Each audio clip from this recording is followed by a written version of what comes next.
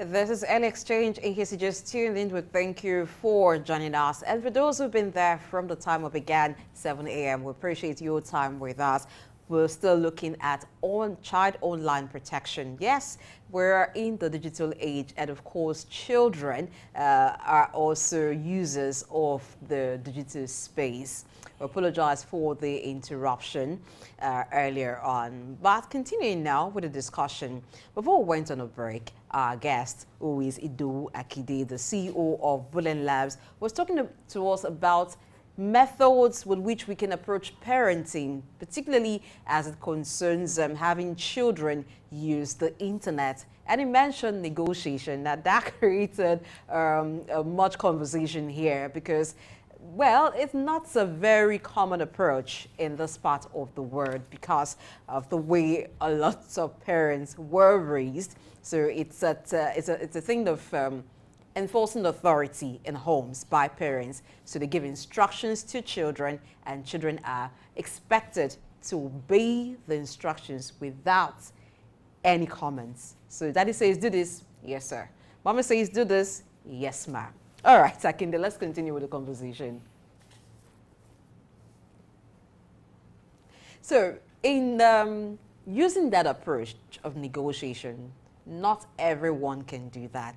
It seems like a foreign language to some parents right now, and they're saying, why would I be negotiating how much time you use on a device that I bought with my money? So for some of them too, because of the nature of...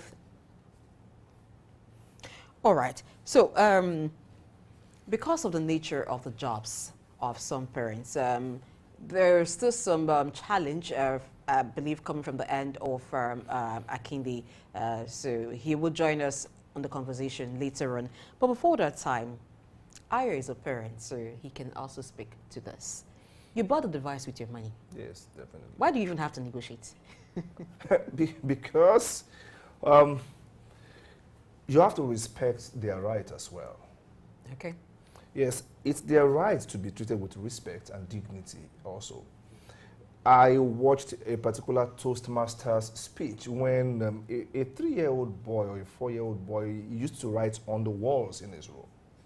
In the first experiment, the daddy got in there and said, hey, you can't do that. And you know what? By the second day, when the daddy came back, the boy was still writing on the wall, this time even looking at daddy. As in dear was. Then, the daddy did something different.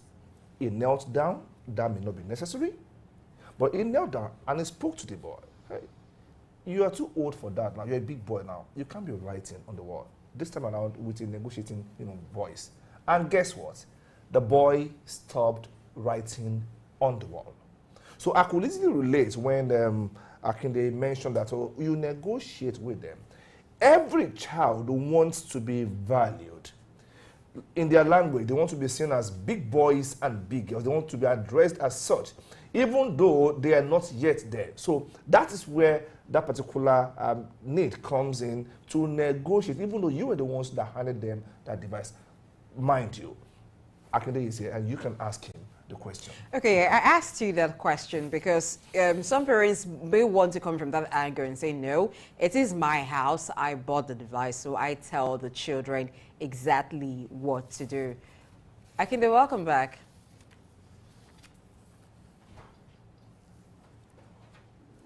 Okay, so in trying to balance things out, because not in all cases, let's be honest, not in all cases will negotiation work. There are times you also need to stamp your feet, or there are times even after negotiating and you come to an agreement, one party defaults.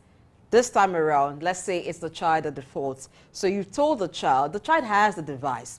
But after your negotiation, you came to an agreement and you told the child, okay, after school, because you have homework you need to do, you can use the computer, you can use the tab for 1 hour.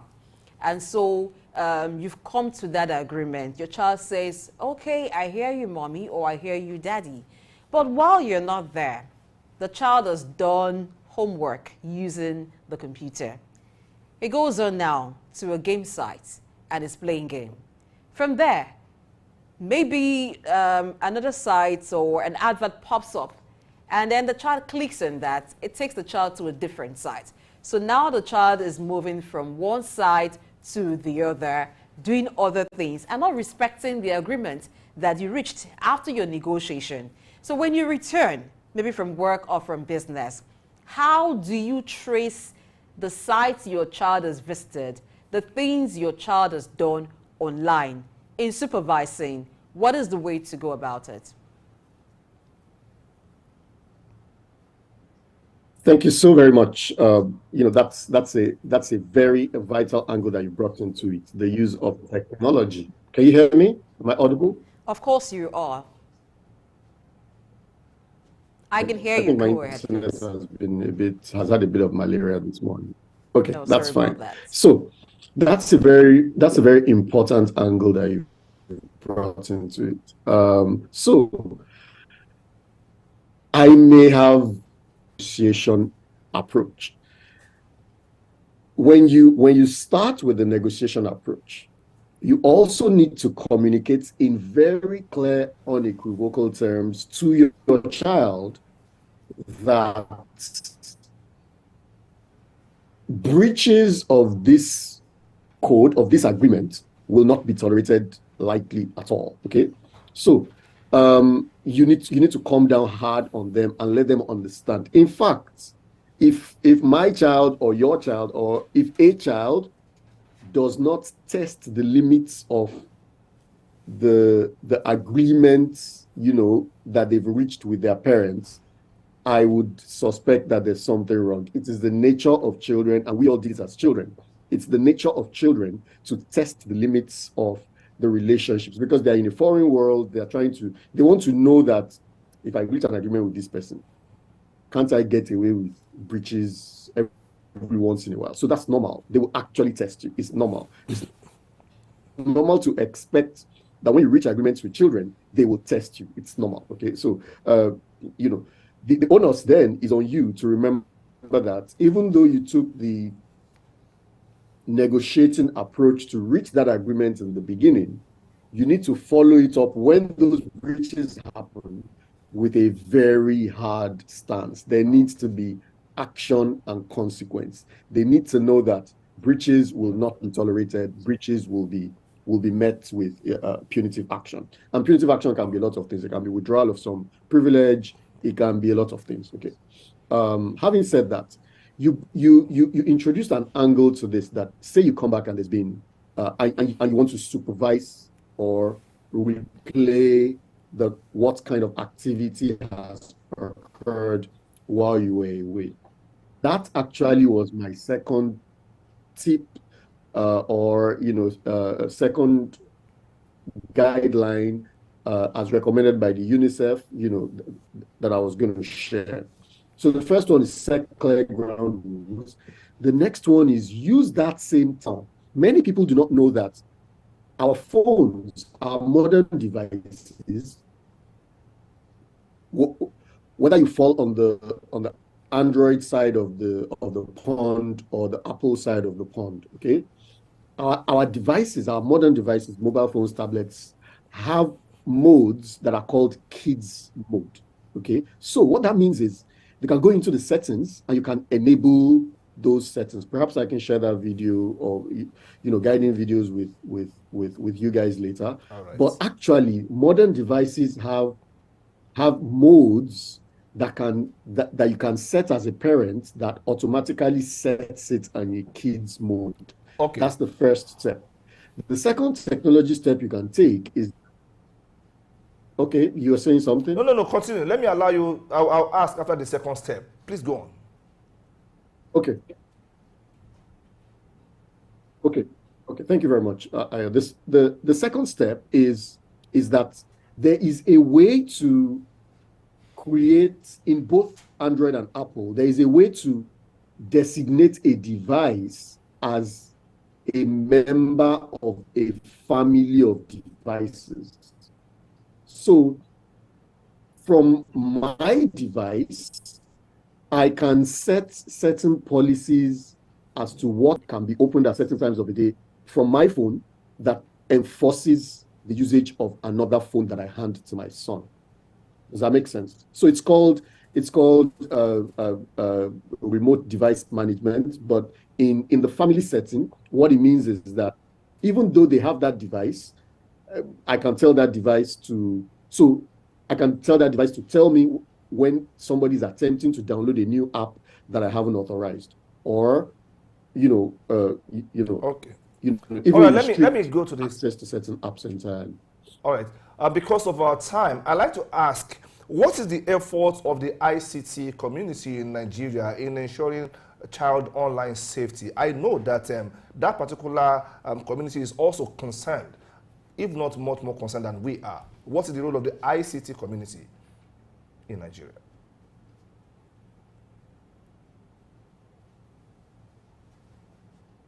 I think my connection may be unstable. Could you take that again? I'm sorry. So I was asking, what is the role of the ICT community in Nigeria in particular, talking about helping to protect children online? What does the ICT community have to do in this child protection online initiative?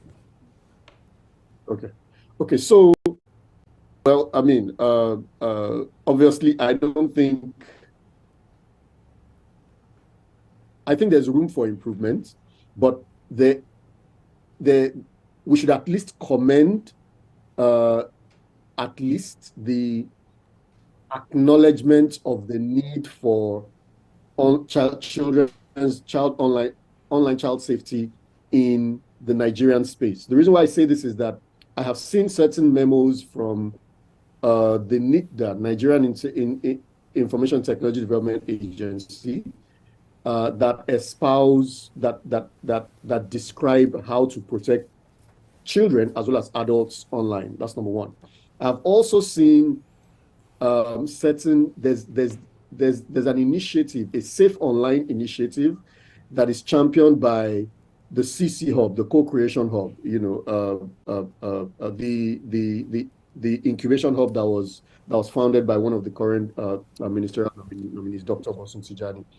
There is a safe online. It's a community of IT-minded people where they share tips and tricks about online child safety, from time to time. So those two things are things that I'm aware of. I know that the NITDA has some memos that they send out periodically. Obviously, I don't think that these things have 100% coverage over the entire population, over the entire nation, but at least these things exist. Perhaps media channels like yourself and other avenues can amplify their message, but at least those things exist. Let's talk about the International Telecommunications Union, being the global body in charge of telecommunication matters. What is their position on child online security? And perhaps recommendations, if there are any.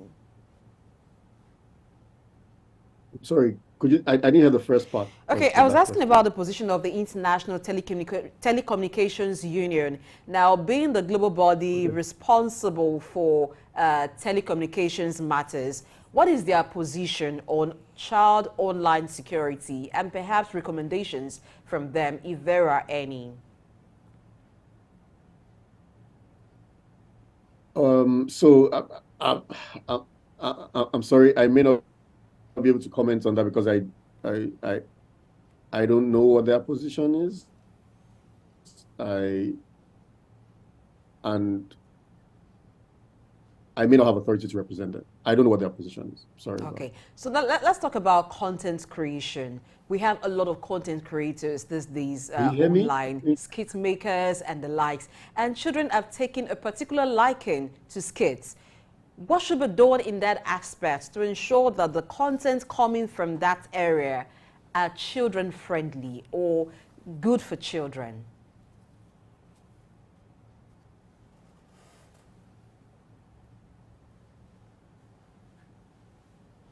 Hello, did you hear my question?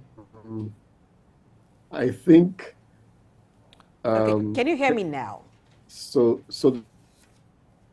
the network might be a bit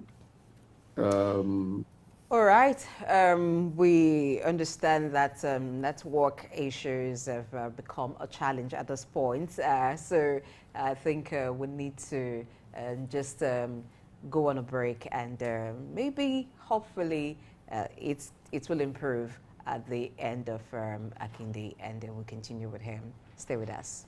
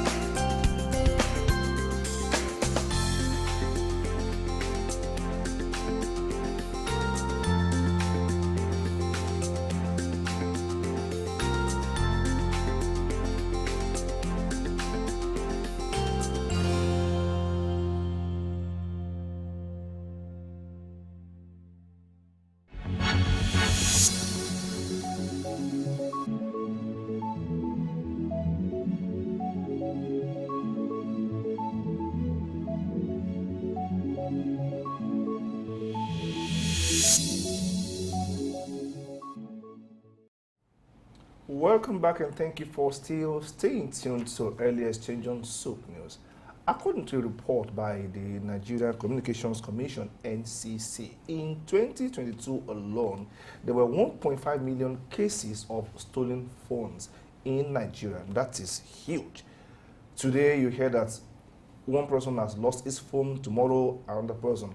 And if you look at the average price of these stolen phones, you will not wander too far why pickpocketers or pickpockets, as the case may be, are now going after phone. There's this joke that these days when you get stopped while driving, the target is not probably your car any longer, but your phone.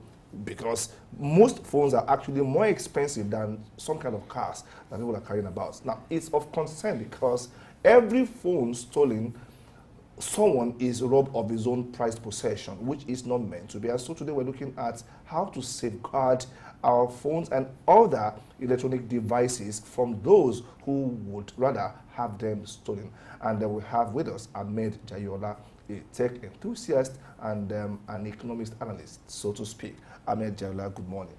Good morning, Ayo. Good morning. So what comes to mind?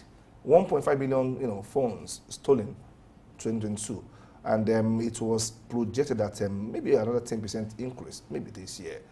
Are we that careless or they are that smarter? Well, I think it's one of both. Okay. I think I would say both, because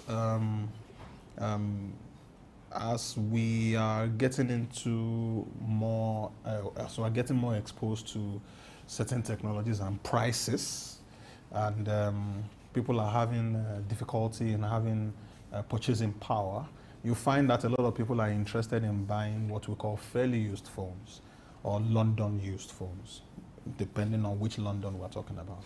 So you see a lot of people wanting to either meet up to technology or meet up to the trend. People want to buy the latest phones and they want to buy the latest gadgets.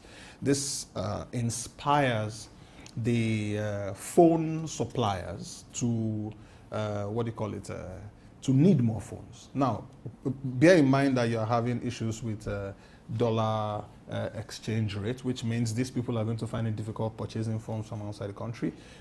And if they are finding it difficult to purchase phones from outside the country, and there's a demand for a particular kind of phone from within the country, and you are under pressure to supply that phone, what do you think happens? These producers, or should I say the sellers, patronize these guys that supply the questionable phone sources, and they are under pressure to also supply. And naturally, they go out in groups and they come up with different tactics. You really don't want me describing some of those tactics on air. No. But they have gotten sophisticated. They have gotten organized. They have gotten greedy. They need more. And the statistics is not wrong. It is reflecting what is happening in the market space. So, but since the people who do these things, or I wouldn't want to say guys. If I say guys, it may seem like you're accusing a particular gender. Yes. Because we know that those who do these things can be any gender. They devise different ways to have access to people's devices and steal them, not just having access to it. Now, how important and effective is the use of passwords, fingerprints, and even facial recognition in safeguarding what you have stored in the phone, your data, what you've stored in your devices? How effective and how important is it? Okay, I will need to be careful how I answer that question, because you have to come from the software thieves perspective and the hardware thieves perspective. Those who want to steal your phone may not need the data in it, which means all they need to do is to get access to that phone, and they know what they do with it. I cannot mention it on air. But it is possible to unlock your password. It's possible to clean out whatever security that you have Even with put facial on it. recognition and fingerprints? It is possible. Okay? When they get the phone, they go and do whatever it is that they want to do with it. On the software side, the passwords, the fingerprints, the lock screen code still has the potential to protect you, because whoever it is that is trying to get access to your data, it has to do it digitally, and the person must do it through the internet or through some spyware that the person has already installed on your phone, or so on and so forth. All that is still within controllable access space. However, NCC data is much more talking about the hardware being, stolen, which means we should focus much more on the hardware, potential theft side, or should I say, how your passwords and your screen locks and the facial recognition protects you from hardware theft. It actually doesn't. Okay, I asked that because once your phone is stolen, you never can tell what will be done with it or Yes, yes. whose possession it now gets into. Yes. It can be stolen and given to those who are software thieves who would need your data. It can be stolen and then before the person resells off the phone, the person has access to your information. So I think they both go hand in hand. You can't dissociate true, one from the true. other. Yes, yes. So you have a case where you have partnerships, like a multinational. Yes, you now have that in the criminal world, where you have those that steal phones, and then after stealing the phone, they now access different data points. Okay, so this particular category of people that need maybe email information, they access their data. These people that need banking information, they access their data. The people that need SIM information, they access their data. The people that, so they distribute. Well, It's those like are a chain. exactly. So that's why I said it's becoming much more organized. It's becoming a syndicate of some sort, where one phone can provide many, potential information, sources for the criminals.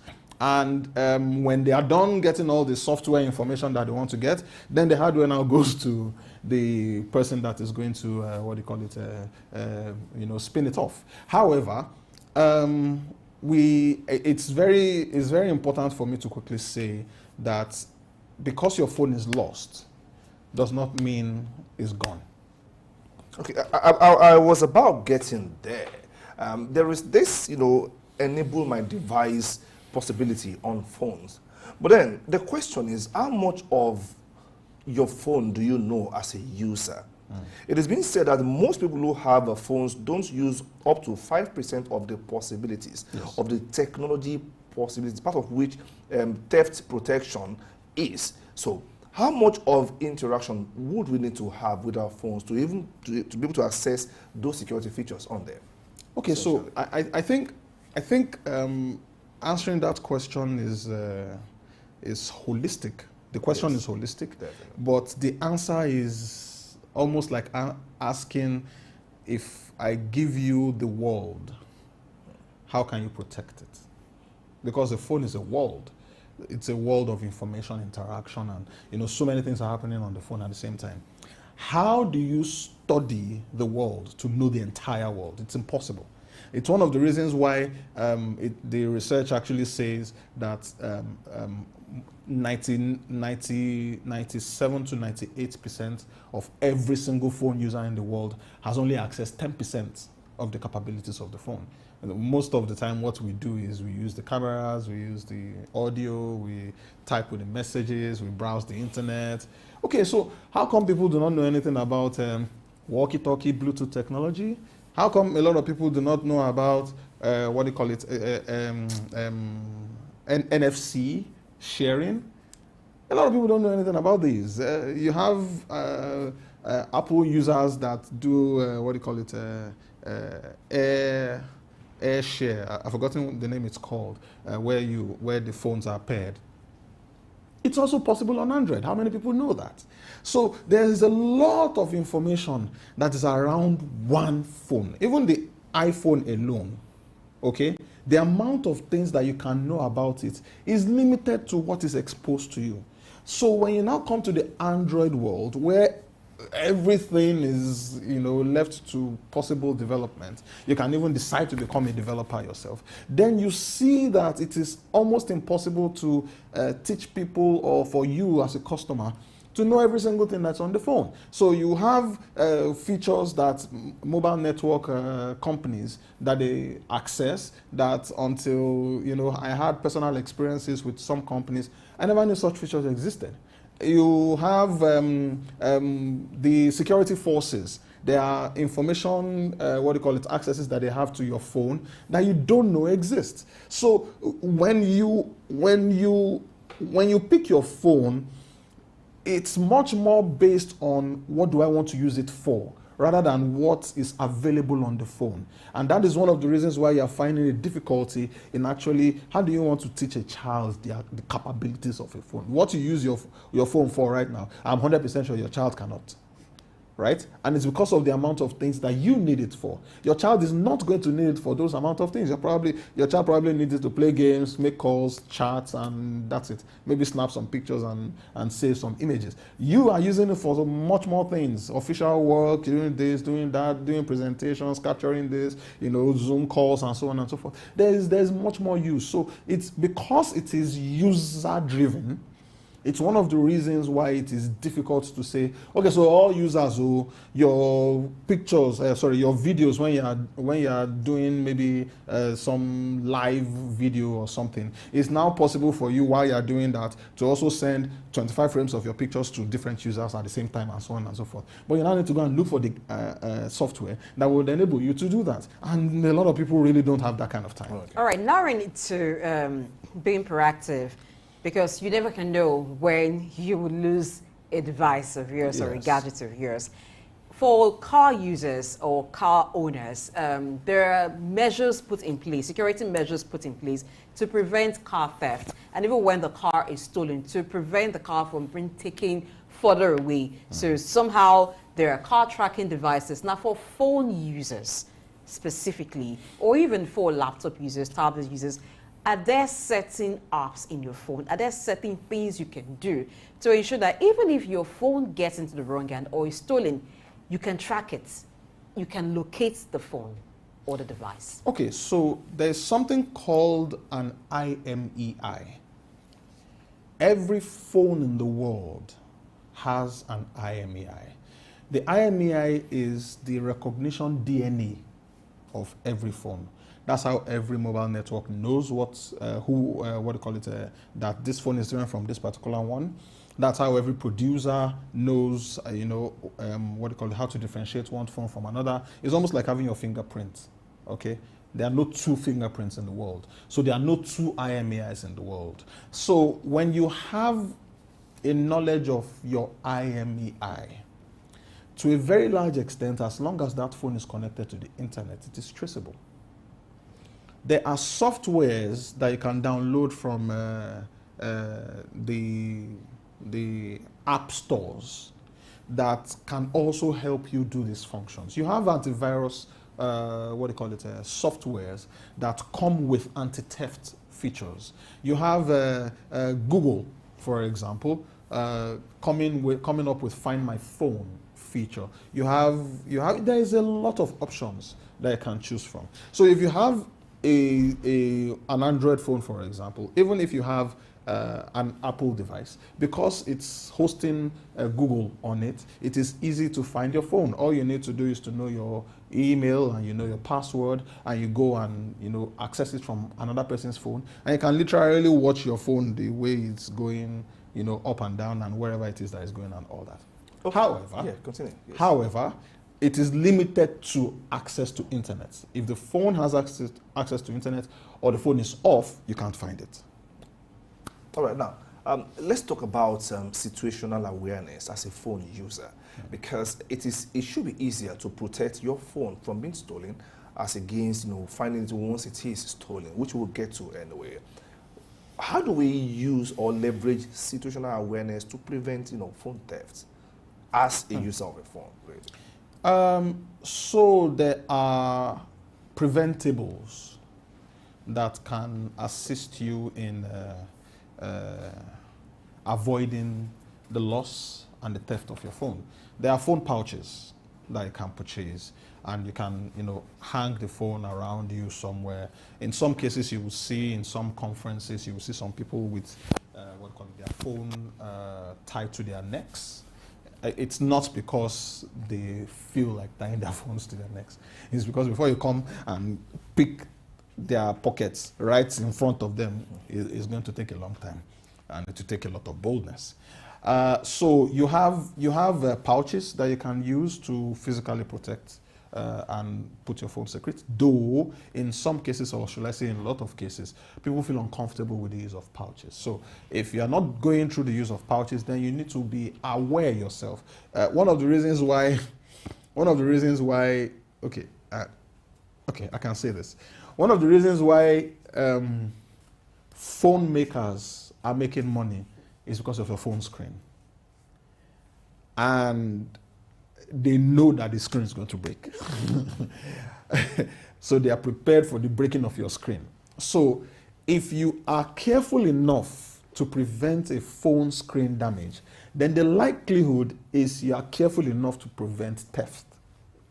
But if you fix your phone more than 3 times a year, then the likelihood is that phone is either going to get missing, stolen, taken, depending on the brand of the phone. Can you explain the correlation? Okay, so the correlation is this. If you fix your phone like 3 times a year, okay, so I think I should have put some addendums or conditions to that. So if you fix your phone screen 3 times a year, it means you have been careless with your phone 3 times. Whether you gave it to someone and the person fell it, whether it fell from your pocket, whether however it is, and maybe you sat on it, you've been careless with your phone 3 times. That's 1 too many times.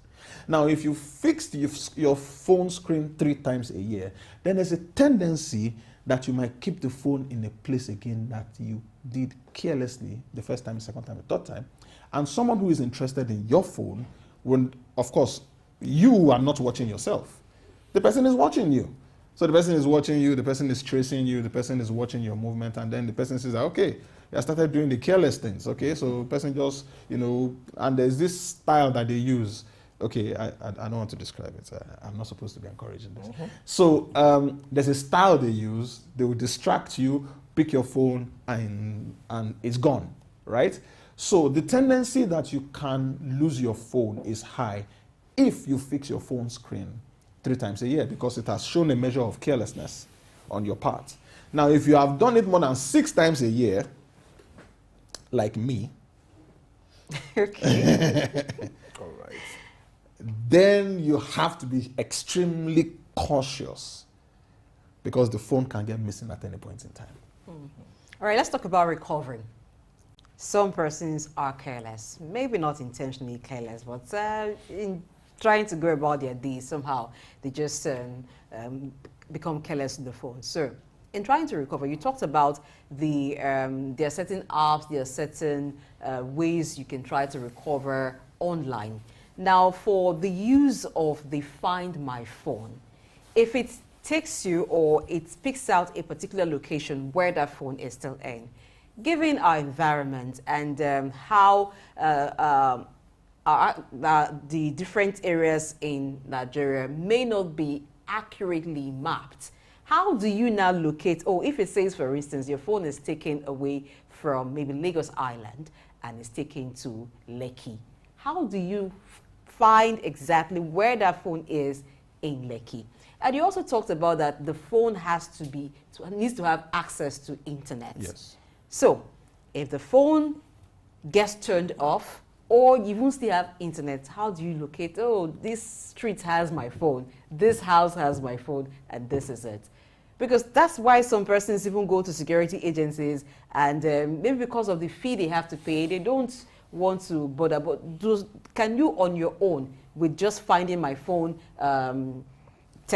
software, track your phone to who has it? Okay, so I'm going to use another use case to explain how Find My Phone works. When you call a ride and the ride is trying to locate you, most of the time, even if you are standing right beside the car, the driver will not be able to tell it's you, and you will not be able to tell it's him. That's the essence of proximity, all right? Now, if you are lucky, the map will probably tell you that whoever it is that you're trying to pair with is less than 1 meter away from you. So you just look around you and you say, okay, 1 meter, this is the only person that's 1 meter away from me. And then you find that person. But Find My Phone will not tell you that because of the technology it's using. I'm aware that they are working on improving the features of Find My Phone. However, I know there are other apps that have the potential to make that possibility happen, okay? So if your phone is taken and you go to a particular location with your Find My Phone, the likelihood that you are going to find that phone or know exactly who that phone is with sometimes it's about lucky cases. Let me put it that way. Because, take for example, if the phone is in someone's pocket, and then on Find My Phone, you activate the alarm feature that just makes the phone start blaring noise. If the phone starts blaring noise and you're close by, you can know that, okay, so my phone is there, right? But if the person has put it on vibration, even if you like, press the alarm blare 200 times, it's not going to blare. Okay. That's one. Two, movement. If you hold the phone that you're using to try to find your phone, and the person that the phone is with is moving, you can easily say, okay, I'm going this way, but the phone is coming this way. Now, if there are 100 people that are coming this way, unfortunately, how do you find? but if there is only one person, and you see the movement of the phone, then the possibility is it's that person. So it's circumstance dependent. Oh, of course. It's circumstance. I can only imagine the torture of, you know, tracking your phone In a marketplace. in a marketplace. A phone and a phone stolen from Lagos Island, and you track it to Lekki, and you track it to. You literally travel with the phone. Of course. Right on the same spot. Now, because of our time, we've been talking about, you know, tracking a phone that is stolen for the sake of using the phone. Yes. What about for those who just want to dismantle the phone and sell the parts? True. Do we have a technology answer to tracking that? How do you track components? Well, It's not available yet, really. like Or you is have said, even though you are not a technology expert, I am unfortunately going to agree. Unless every single part is chipped, there's no way. Okay. You can't find it. It's like finding a stolen car that has been dismantled. Yes. How do you find it? All right, let's come to the soft part of it, erasing your information. I know that there's also the erase, I think my information or there's a way some app will put it. Yes. Is it effective? If you didn't enable that feature in your phone before it was stolen, can you, once the phone is stolen, maybe your phone is connected to your email or to some other apps in your phone, can you activate that? And is it effective to totally erase the data on the phone? Okay, so unfortunately, the only phone that I know that can access and wipe data from a distance are GPS-enabled phones. If you are not connected to the satellite and you are connected to a mobile network, imagine the person has already removed your SIM card and the SIM that is put in the phone has no internet. So first, you have no way of accessing the phone because your SIM card is not there. Second, there's no internet on the phone, so there's no way your app is going to work. Third, there is a limit of time that the wipe my phone feature works. It doesn't stay there permanently, such that maybe after 3 months, the person sees the phone and is able to sell it off to someone else, and the person has already wiped the phone and put it on. And then you're expecting that the wipe my phone will now go to that person's phone, and no, it doesn't work that way. Okay. We don't have the luxury of time to really continue with this conversation, but I just want to believe that people have picked one or two information. I mean, thank you very much. I think the takeout for me today is that let us be careful. I see people walking on the road and they are even clicking and clicking. Please be careful with the clicking, even if your name is Sammy Clicks. My name is Ayo Jimmy, and that's how I rap today. Blessing. Prevention is better than cure. It's better you protect the phone than you're trying to recover it. I am Blessing AHO. See you again tomorrow. Bye.